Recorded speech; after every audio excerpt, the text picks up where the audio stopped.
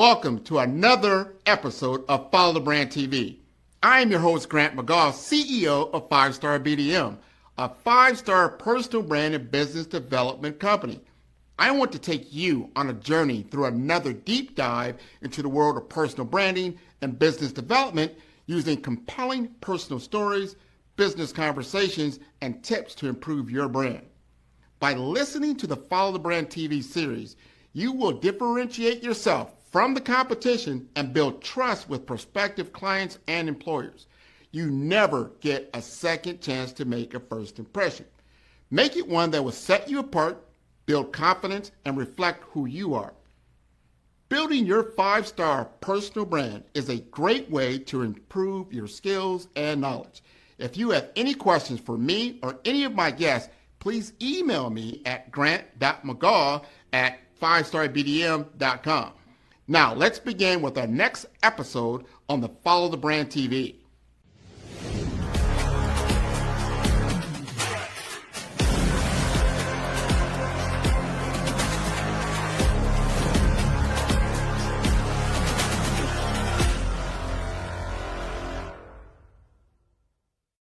Five-Star BDM, Brand Development Masters, is a professional consulting and advisory group keenly focused on business development services for the small to mid-sized business and entrepreneurs. Although every business is unique, they often share business development challenges that can be addressed through smart branding. Services include process improvement and operations, digital strategy and transformation, business intelligence, digital marketing, and personal branding. Our business and personal branding company has helped a number of professionals and organizations to optimize and grow. This results in more business, more opportunities, better reach, positive outcomes. Visit www.5starbdm.com today to learn more. AI just stopped being your assistant. Now it's stepping into the director's chair. Imagine technology making decisions at machine speed without waiting for your approval. The pace is relentless, the stakes are rising, and the rules are changing right before our eyes. Dr. Jamila Amimer, CEO of Mind Senses Global and a top global AI thought leader, joins Grant McGaugh on the Follow the Brand podcast to break down what this shift really means. By 2026, 40% of enterprises will deploy autonomous AI agents. That's not a prediction, it's a countdown. Leaders everywhere are scrambling to build guardrails for technology that won't wait for permission. When AI becomes an actor, everything changes. Your operating model, your risk exposure, your competitive edge. The difference between chaos and order could come down to how you respond. But there's a hidden cost most leaders miss. The human cost of purpose displacement. As AI takes on more, what happens to the people behind the process? In this episode, discover the 3 shifts leaders are missing, where to allow autonomy and where to hold the line, how to govern decisions made at machine speed, and the brave framework for AI leadership. Dr. Amimer helps Fortune 500s operationalize AI across high-stakes industries. Are you ready to direct the future? Watch the full episode of Follow the Brand podcast with Dr. Jamila and host Grant McGaugh.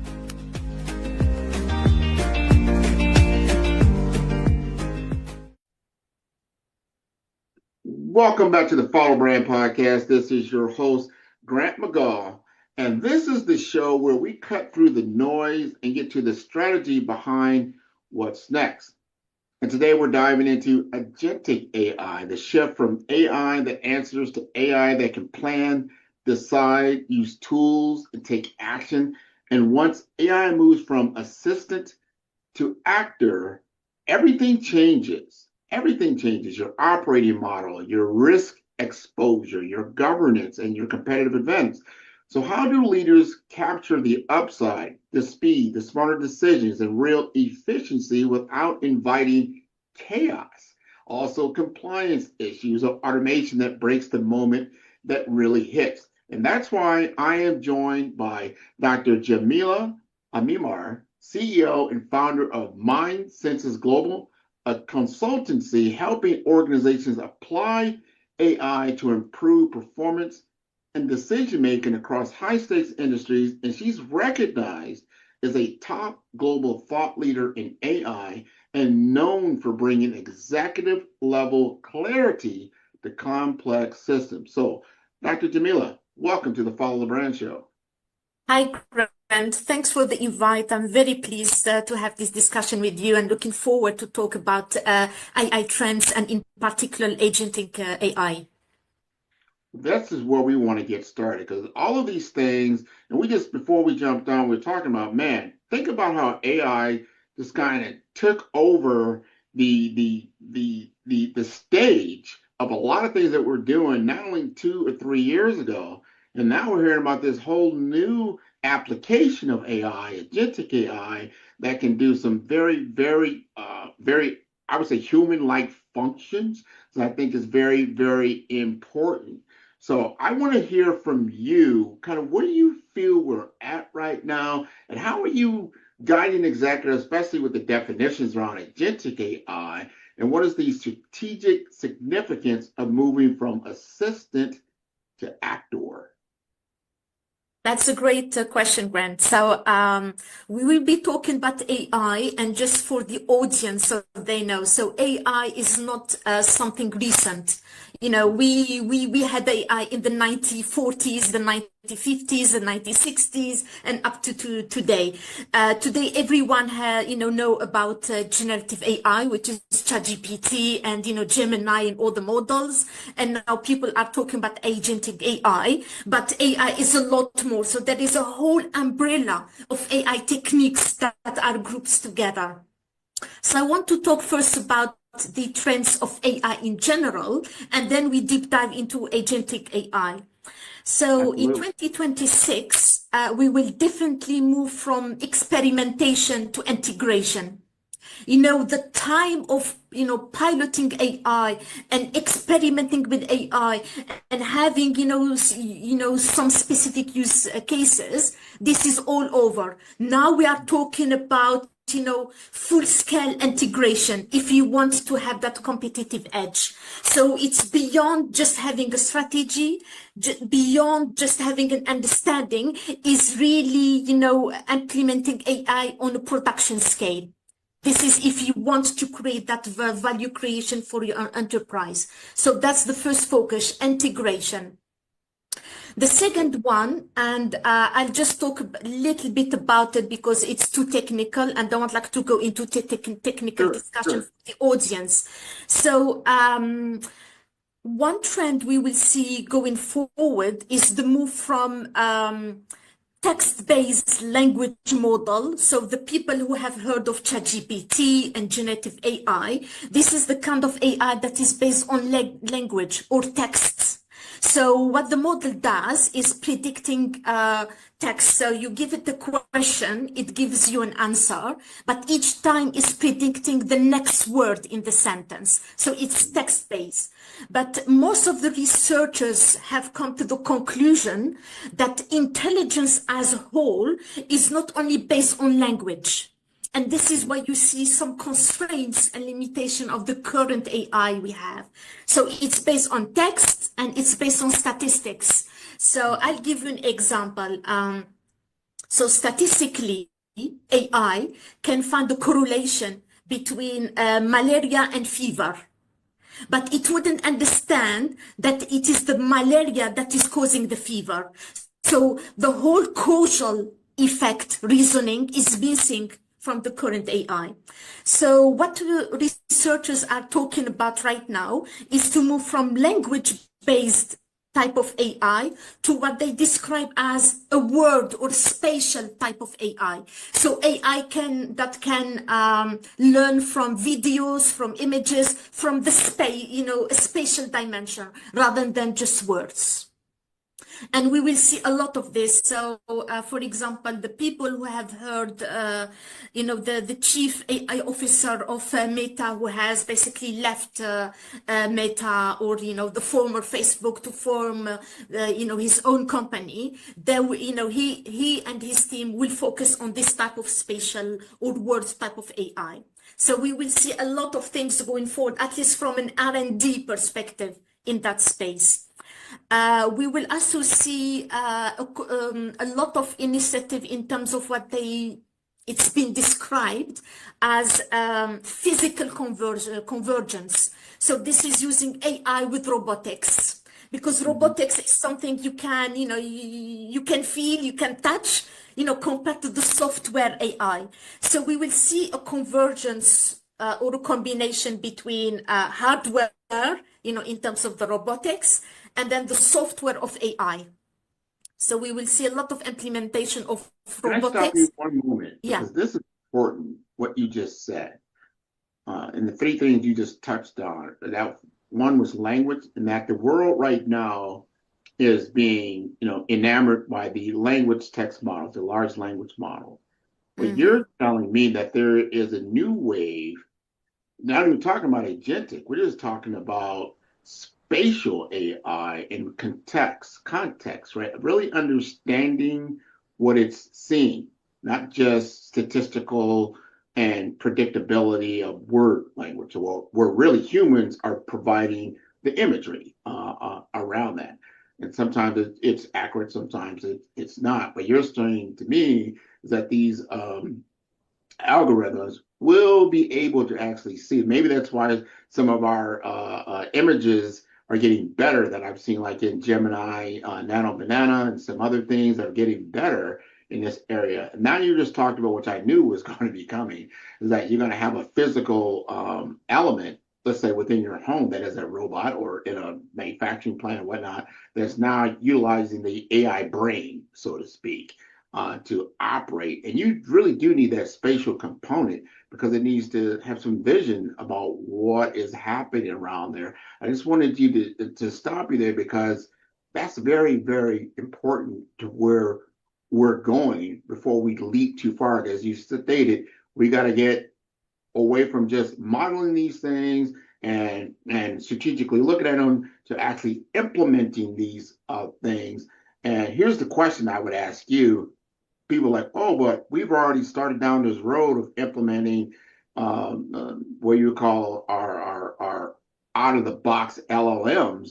And now you're telling me there's a whole new type of model that's coming out. Are we going to build on top of that, or we're going to have to scrap what we're doing and move forward with something different?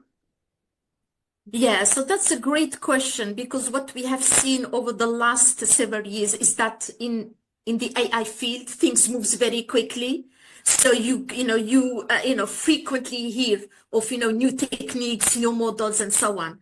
So you have to be on top of the topic, and, follow the trends, and, kind of like be active rather than reactive in this space. For the spatial AI, I wouldn't worry right now about it, because they're just starting the R&D, the research of it. So it will take, some time, for, to get like some breakthrough, in that area. But it's coming. So the idea is kind of, one is you have to be on top of things. But the other thing, and this is a very crucial thing, is that you shouldn't really be bothered about AI in itself. So, as a consultant or an advisor, when I talk to companies, they always say, I want to implement this model, or I want to use ChatGPT, or I want to use this and this tool. And then I always stop the discussion, say, let's park AI. Tell me about your problem. Let's understand your problem. And then part of the problem statement and problem understanding, let's find which type of techniques or AI, area can fit your problem. So you always start from the business context. Don't start with AI, because you will just get lost.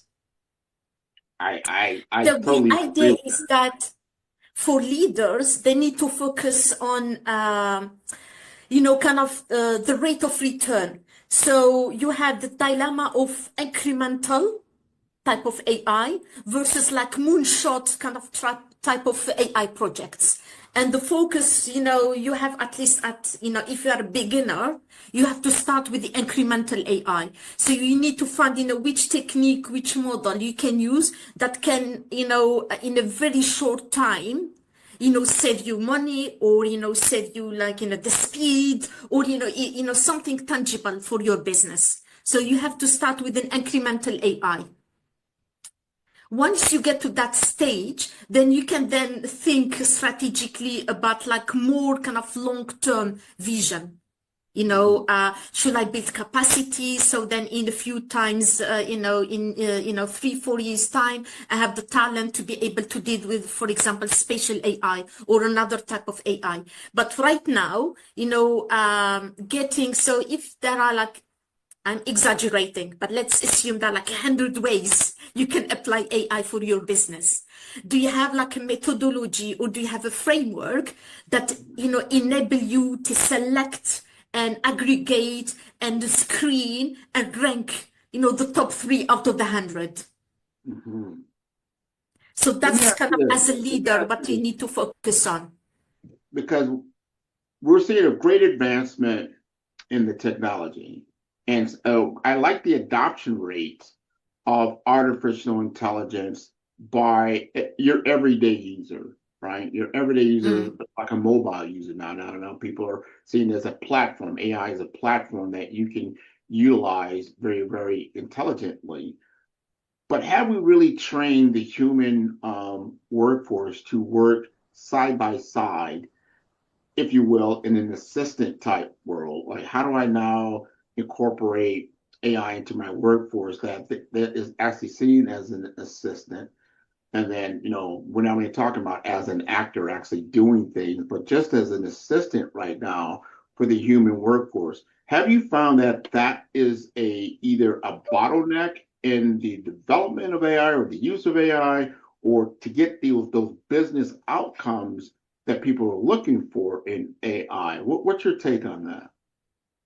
Yeah, that's a great observation, Grant, because this is one of the key areas or reasons for why AI projects fail. So they start with the pilot and they apply AI in an isolated way. And then, they have a great model, great accuracy, great outcomes. But then once then they integrate it within the business, this is when things starting falling out. And because they haven't thought about the things they need to be thinking at the early stage of the design. So for example, data governance, is missing. So there isn't a clear idea on the workflow. So from, what is the workflow? What is the right process design? From where do you get the data? Who is accountable for it? Even once you get the decision, the outcome from the AI model, who is accountable for that result? Who is going to sign, that decision?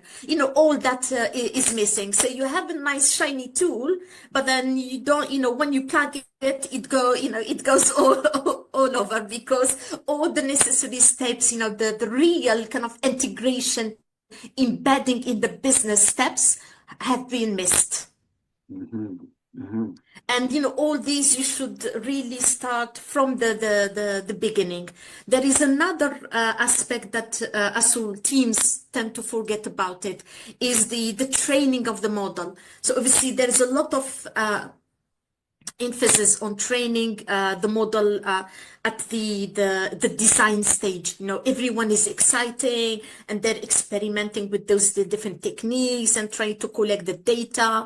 Then they run the model and then they tweak the accuracy and they're happy with the result.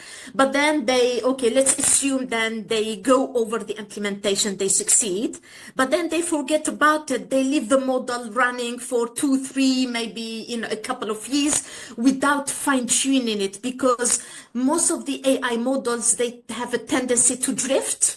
So even if you have a fantastic model that you have implemented and it's working fine on production, it doesn't mean it's the end of the story. You have always to keep an eye on your model. Is it drifting? You have to fine tune it. You may even have to, retrain, some parts of it. It's an active, you have to have an active monitoring. Otherwise things will, you will get like very nasty surprises. There is an example of, I forget the name of the startup, and maybe it's better not to mention it, but there was an AI startup in the real estate,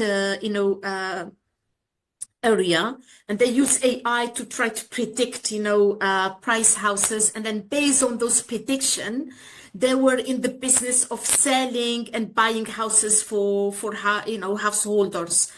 And because they haven't checked whether the model has drifted, by time, they ended up, losing millions of dollars because kind of their algorithm, their model was suggested to buy houses at a cheaper price than the actual market price.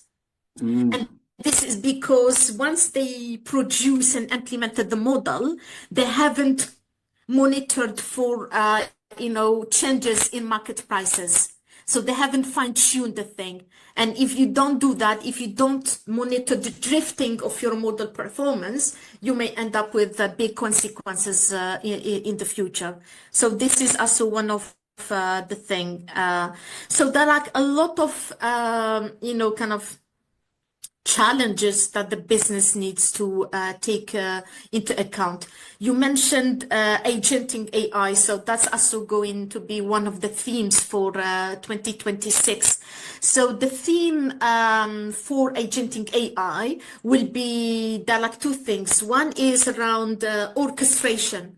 So moving from an individual type of, you are dealing only with one agent to dealing with a whole set of agents, maybe tens of agents, hundreds of agents. I'm exaggerating, but you could be dealing with thousands of agents if you are a very, very big corporate. Yeah, enterprise-wise, Yeah. So that's kind of one of the theme. So that is before you got there, before you go to agentic, which is another, it's a big pool. You brought up drift. And I want the audience to really lean in on what you're talking about, because I think this is one of the things we need to get around this. And I've talked to some others around it, because a lot of times we're used to things being what I call deterministics, meaning 1 + 1 = 2. Well, in a probabilistic world, which is where AI sits, 1 + 1 doesn't always equal 2.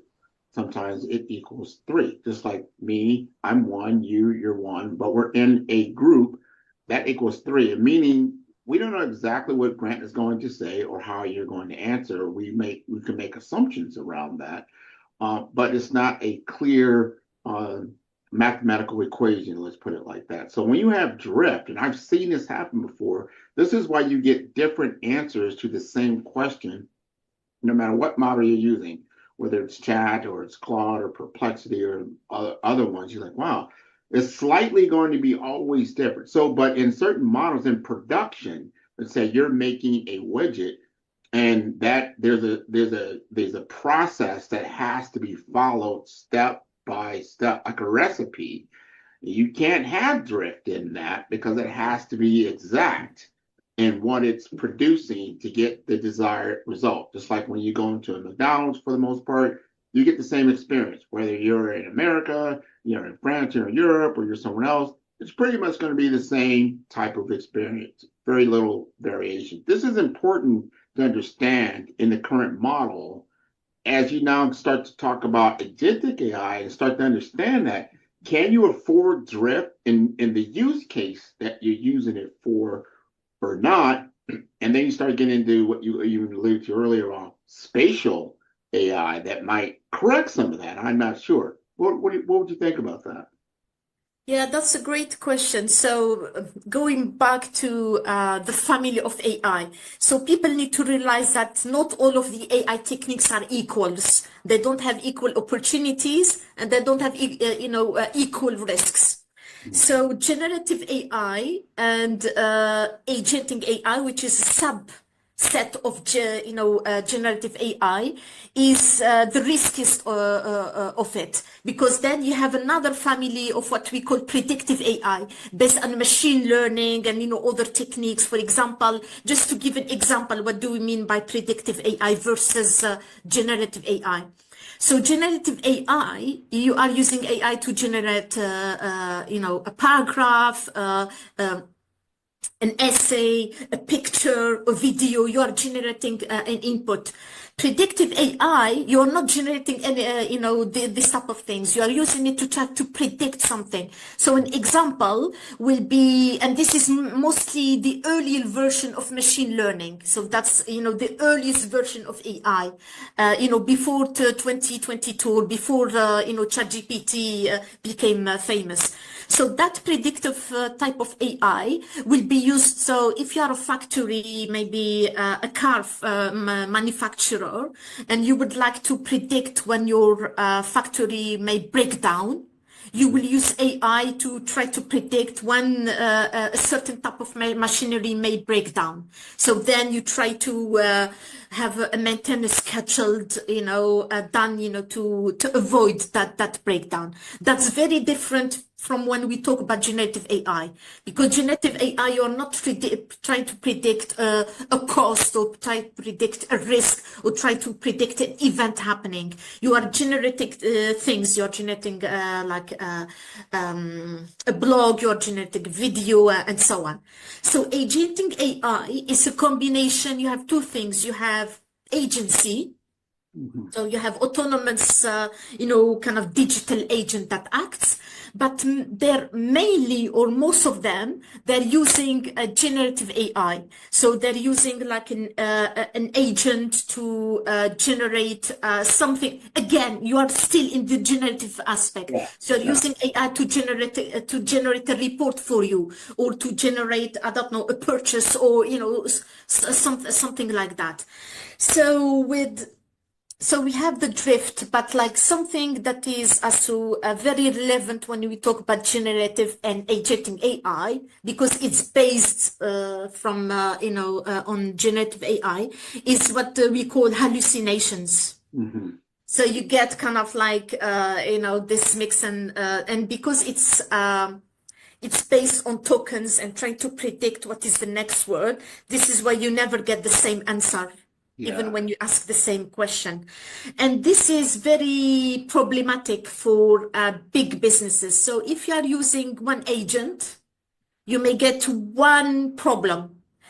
If you are using thousands of agents, you get what you call, people in banking and financial services, they always talk to you about compound, the compound effects of interest rates. You get the same thing for agentic AI. If you are using thousands of agents and each agent can make a mistake, imagine, you have one mistake multiplied by a second mistake, multiplied by the third mistake, and it goes until the thousand of mistakes. Imagine what kind of consequences you may have. Cluster. Yes. So what you have to be very careful. So obviously they're like things. So there is a merit into it, but we want to be realistic. So on one hand, obviously there are like values to get from agentic AI, but you have to be very careful when you apply it. First of all, you have to apply it for an area where you are an expert. So for example, let's assume I'm an expert in financial services. So if I'm using agentic AI in finance or banking, you may assume that if the AI agent gives me a wrong answer, I have the background or the capabilities or the knowledge to know that the answer is incorrect. But if I'm in financial services, but then use agentic AI, maybe let's say for healthcare or something completely different that, I have no knowledge of, then I cannot judge whether the outcome I'm getting is wrong or right. So you have to use it in where you have a domain expertise. You also have to have humans in the loop to kind of do the testing and judge the quality of those results. I see that currently, because of the media, there is some hype, a lot of hype around, especially agentic AI.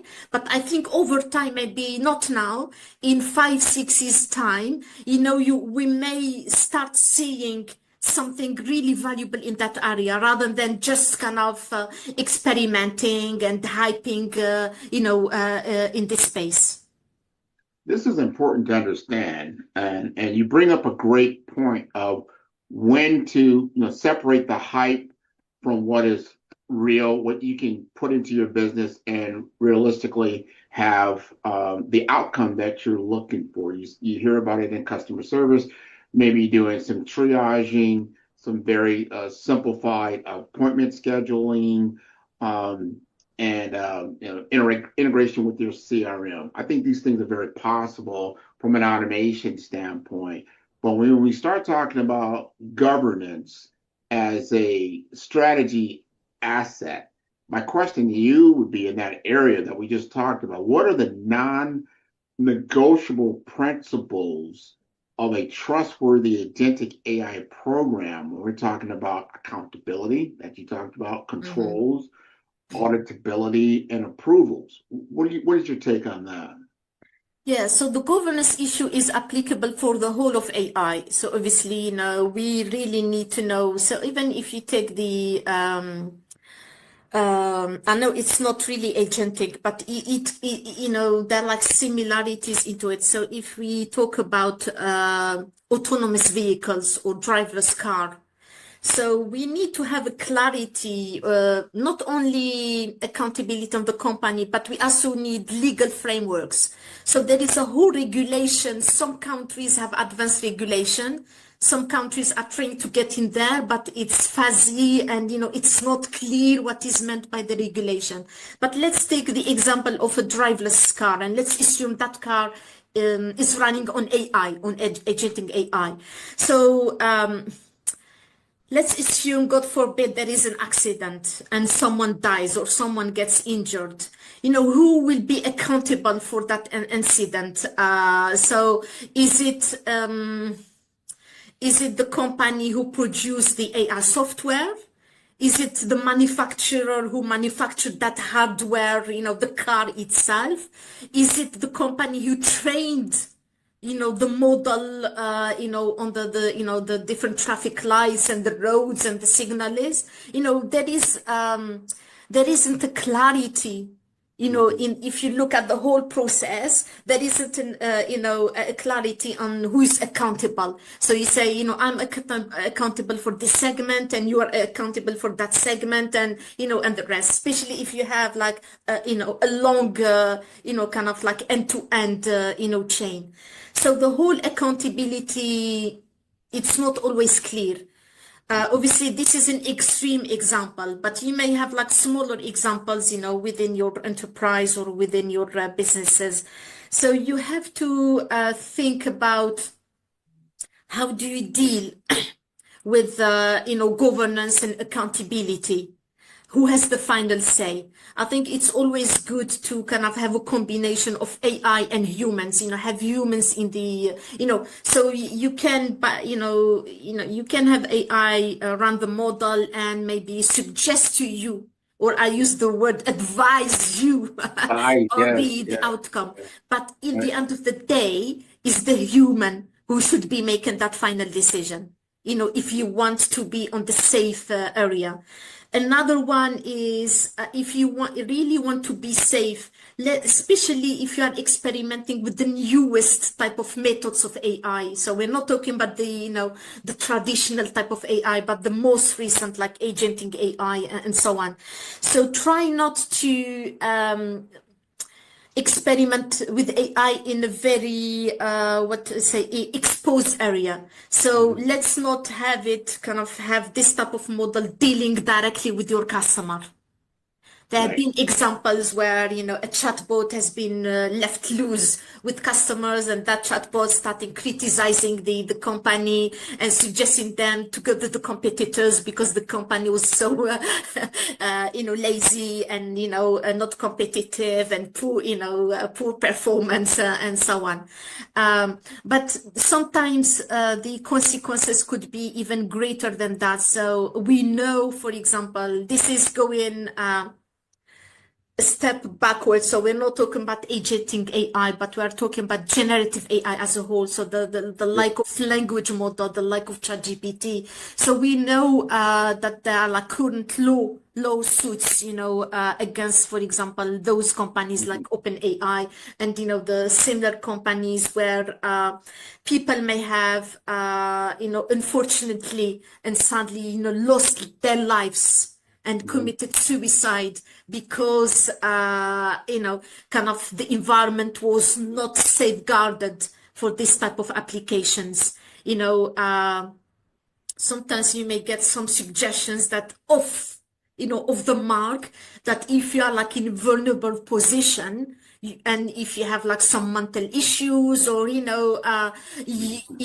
could end up in very kind of sinister type. So going forward, as one of the themes, I see the societal clash Yes. Yes. will continue, because in Culture. one That's a hand big we have element. tech companies pushing for AI, and sometimes maybe pushing AI too soon, without enough and proper and rigorous kind of mechanism and testing around it. And we have the society who could be impacted. So that is also a trend to be aware of. So it's about a trade-off. You have to deal with it. Don't go blindsided. Sided. You have to be aware of the consequences and the risk attached to AI. Another one is Oh, before you continue, I just wanted to jump in on that because you're right on some of the pulse of what we're seeing, especially if we look at what happened even in social media, with applications like Facebook, Instagram, others, LinkedIn, things of that nature, and how it works. Obviously, the platform itself is fine, but the impact on society as a whole, and you're starting to see like what is the culture of our human world like, and how would they utilize these tools that you may or may not have foreseen that they would utilize it this way, but they are, and some of that is unpredictable. I think human behavior could be some of the most unpredictable things that are out there. How do you safeguard that? How do you put disclaimers potentially there? Just like, they used to have it on a pack of cigarettes. You're like, hey, just so you know, you smoke these things, you could get cancer. I don't know what that would look like from an AI perspective or some of the platforms as they come out, because it's so new. We have our laws are just behind, and the tech is moving so rapidly, it just can't keep up with all the things that are happening. But I am starting to see some things come out of this, meaning you can, like in an agentic AI model, instead of going out to the internet, so to speak, for all its answers, it can use a controlled database, knowledge base within your company, let's say, which is like an old word we used to say called intranet. Like, hey, we have a controlled environment, and you give safeguards around your AI models, and hey, you only get answers from this pool. Now, I don't know if it'll reinterpret or things like that. I'm not sure how that will work, but we have to get a control of our robots, our bots, and things like that. Here's my question, because we have to wrap up. But here's the question I want to make sure that I ask you this, because I think it's important. If you could give one boardroom ready, like, operating principle for the agentic era, something that leaders can apply right now, like immediately, what in your opinion, what would that be, and why? That's a great question. So I think for yeah, let's assume we tackle all the issues and, we can mitigate the risk, linked to agentic AI. But one big component as a leader, so if you want to, have AI agents in your business, doing some of the stuff, kind of admin, procedures and so on, businesses in your enterprise. So one area that businesses have somehow neglected is HR data, because HR data, you only, deal with it, I don't know, if you are dealing with paying salaries for people or, or pension or, redundancies and so on. But now HR data is going to be very, very crucial for agenting AI, because if you are going to implement agents, to do the work that is being done by some of your staff, you need to know kind of the workflow of the jobs that are being done by your people. So you say, for example, person A or John done do this, and once they done it, they pass it to Susan, and Susan done this. So all this type of data, you could find it in the HR departments, which tends to be neglected because you never think of it like that way. You usually think about the money or, the salaries when you think about HR data. So you need kind of this type of data to make it work, in the enterprise. If you want, have to have AI agents, kind of to do some of the work. Another aspect, so let's assume it's successful and you mapped the tasks, and then you have successful, AI agents, and you're monitoring them and you're keeping an eye on their performance and so on. There is the human element that comes into it. So if as a person or as a staff, I used to do a certain job, but then I see that maybe, let's say 50% or 25% of my job is being done by an AI agent, that could create a loss of meaningful, because then I may feel less meaningful, for the job and for the company. So as a leader, you need to find ways to keep your staff motivated overall, because usually people invest their effort and time if they feel their work is being meaningful for the company, if their work is being appreciated. Mm-hmm. So you have to think about that psychology and the human kind of AI agent relationship in terms of the performance of the humans. Sure. That's a great point, what you just brought up. Didn't even think about that, but you're right. Like, how do you fill that vacuum that's there, and that sense of meaning? Human beings have to have a sense of meaning and purpose and things of that nature, and we don't want to just take that away without understanding. If we take something away, we got to give something back, and what is that going to be on the other side of the ball? I think this is important knowledge that we need to consider as we look at what can be automated, what can an agent actually do, but at the end of the day, what is the outcome? As you said a little earlier, what is the net of doing this, and what does that look like, not only financially, technically, but operationally, but the human component is so important. I always say, well, you're going to cut off your nose in spite of your face, kind of thing. Like, want bots don't buy from bots, and it's kind of like, all right, you can't escape the value in that. I think that's very, very important. And if I may add, one point is you really have to think about the upskilling of your staff. Yeah, so you cannot just let them, like that. And then in that, so I don't know about the statistics of the US, because obviously I'm based in the UK. So even in terms of the impact on the workforce, there is a disparity between female and male. So there was a study about the UK, but in the financial services, and what they found in the financial services, they looked at repetitive, mundane type of work. We have to keep repeating and repeating, the same stuff, boring, stuff, the kind of stuff that could be done by agentic AI. Sure. And what they found that most of those roles are being done by women. because most of the roles, they used to be maybe part-time roles, kind of like, flexible roles. So even in terms of the impact, there will be a disparity in terms of how women and men will be impacted. And maybe some ethnicity into it. So you also have to take that into account. Yeah. It's not equitable opportunities, and it's not equitable impacts. We have to look at the whole thing, because there are definitely a lot of impacts around that as you change roles, job roles, responsibilities, and titles, and the upskilling part of that.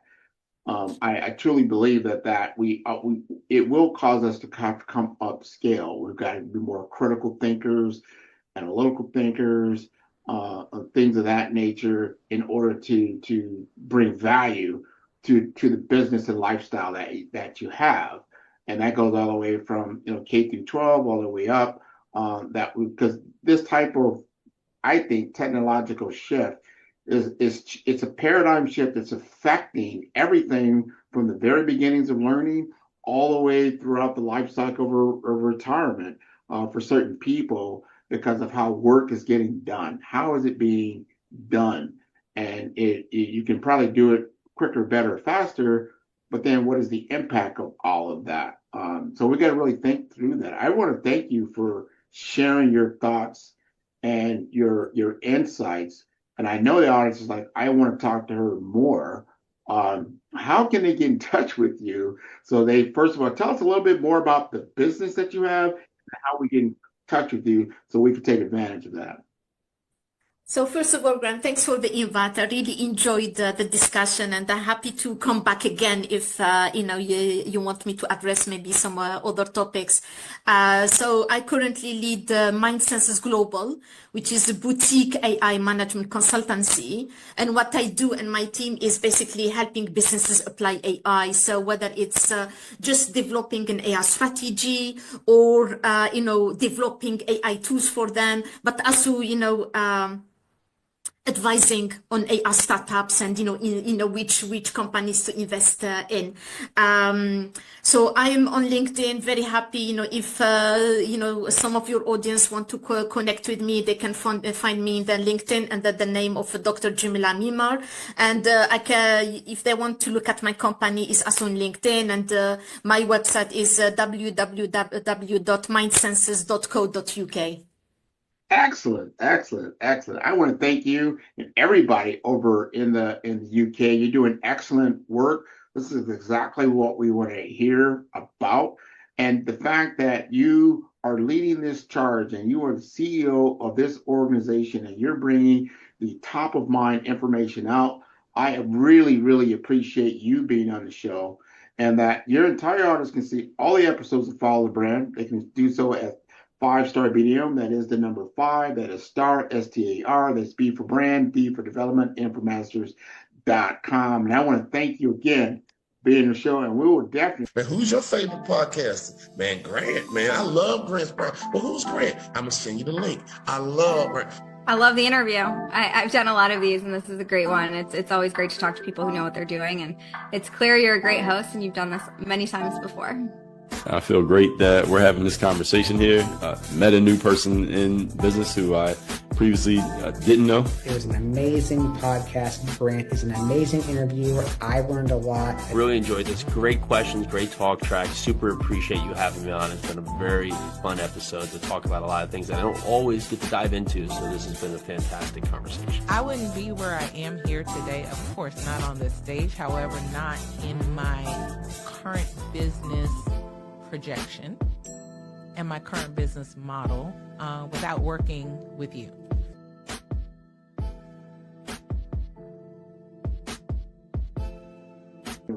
Have you back. Thanks for having me. You're welcome. The difference between influence and legacy, it's the platform that carries your voice. You're not visible because you lack talent. You're visible because your brand doesn't speak. I've built 5-Star BDM to change that. Most leaders have the expertise, but not the presence, the vision, but not the vehicle. Across 3 cities, one brand is helping leaders rise above the noise. Here in the heart of Omaha, strategy isn't left to chance. It's engineered with precision. In Omaha, we engineered your Zachner brand, AI-powered, data-driven, precise. TISA went from a local nonprofit to a national speaker in 90 days. We don't guess your brand strategy, we build it. On the shores of St. Croix, your brand takes on depth and meaning, shaped through curated retreats and legacy experiences. In St. Croix, strategy becomes soul.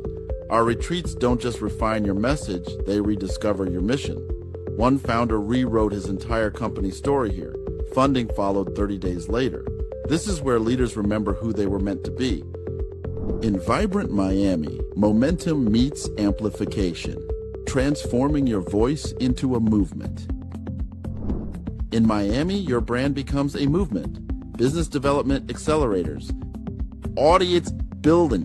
Joy came with an old website and an outdated company name, but she left with 5,000 followers and a waiting list. This is where you scale with soul. 3 cities, 1 mission, your legacy ignited. It started with a thread. Let's pull it together. Stop blending and start leading. 5-Star BDM, where legacy is engineered, embodied, and ignited. Visit 5starbdm.com and book your brand audit today.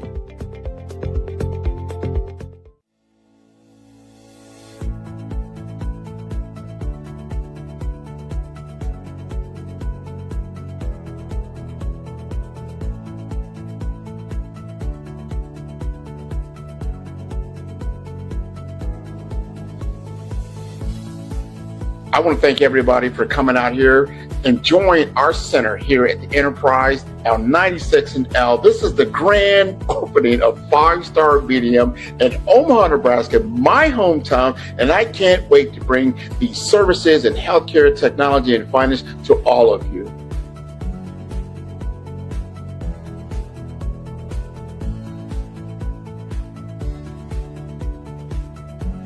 Welcome to 5-Star BDM Studio. This is where we are making the Follow Brand Podcast TV series and the Follow Brand Podcast itself. This is where the magic happens.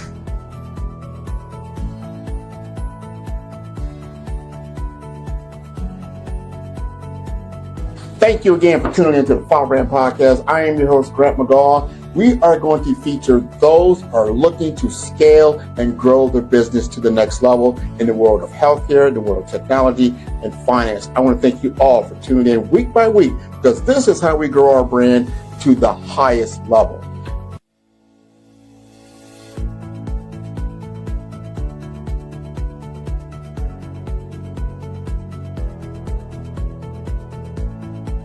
I want to thank each and every one of you, first of all, for taking the time to share your vision, your ideas with us at 5-Star BDM, so we can take what you have and bring it to an ideal state. We want to focus on you.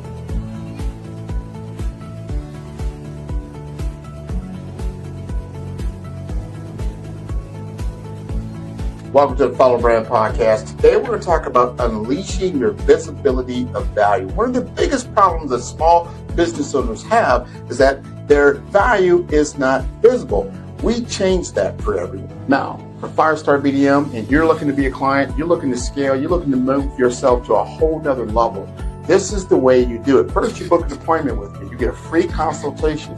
We're going to talk about where you're currently at in your journey. We want to understand your brand assessment. From there, we start with the BRAVE framework. And the BRAVE framework that I have patented, I have a copyright and a trademark on. We're talking about brand identity. We're talking about resilience. We're talking about authenticity. And we are talking about visibility and execution. If this rings true for you, it'll ring true for your business.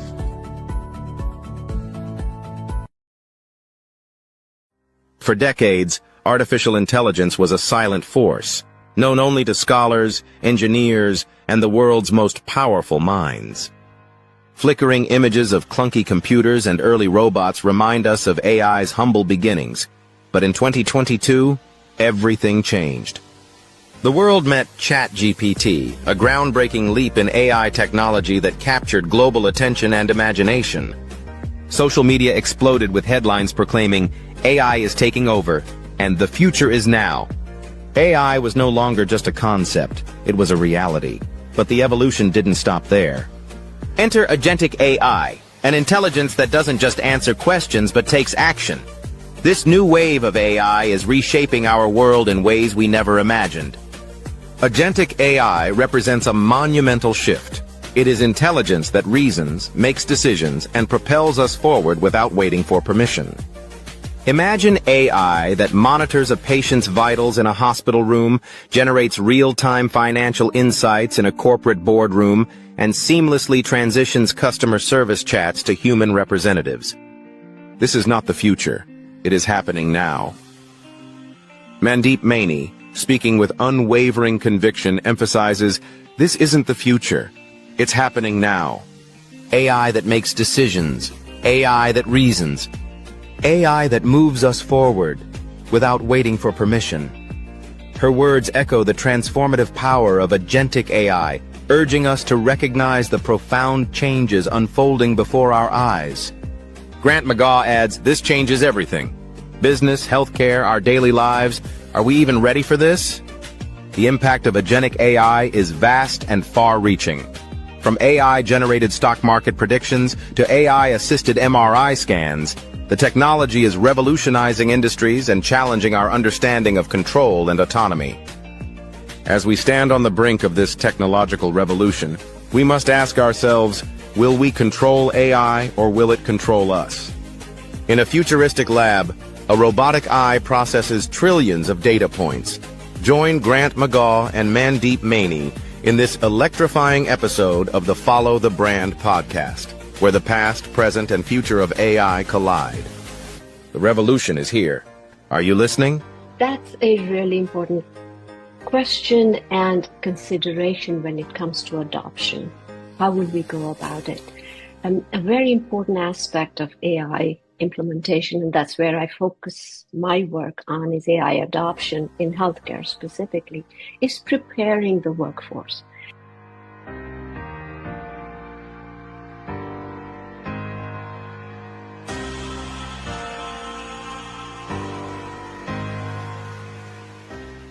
What if leadership wasn't about titles, but trials? What if your breakthrough lay beyond fear? In First Light, The Brave Path to Authentic Leadership, embark on a journey of courage, truth, and purpose. Face the wolf, hear first thunder, wield the sword and shield. This is more than a book. It's a calling. Are you ready for First Light? Are you searching for a website that truly reflects your mission and vision? The 5-star BDM website services portfolio, led by Grant McGaugh, transforms ideas into impactful digital platforms for personal brands, nonprofits, and small businesses. Each project in our portfolio tells a unique story. From JADICC, a infection control expert organization with professional polish, to Ekaba World Community, a dynamic hub for events and memberships, and Pink Lotus Project, empowering women with donation and program features, every site is crafted using our Brave branding framework and mobile-first development. Our portfolio is more than a gallery. It highlights project context, purpose, and measurable outcomes. We demonstrate brand consistency, strategic user experience, and deliver results that build trust and drive engagement. A world-class portfolio proves capability, sets you apart from competitors, and positions you as an authority. It is your most trusted sales tool and reputation asset. Ready for a website that leads with purpose? Book a discovery consultation or request a brand audit today.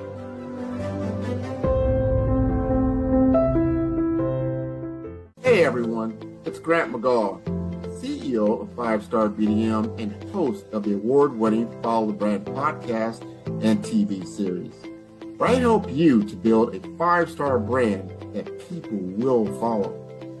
My genius is personal brand development through intelligent communication and helping you achieve your business and career goals. I am a requested speaker on digital technology and brand development issues. I want to work with you to increase the value of your current opportunities while attracting new ones. Every one of you is unique, and we all share challenges that can be addressed through smart branding. As a superconnector, I work with you as an executive coach to guide you along the complicated business and career development road, providing the enhancement tools and information you need to succeed. Together, I will help you succeed in today's challenging business climate. I will evaluate and measure your progress. Best of all, I am right alongside you every step of the way. Build the brand called you. Genius is coming.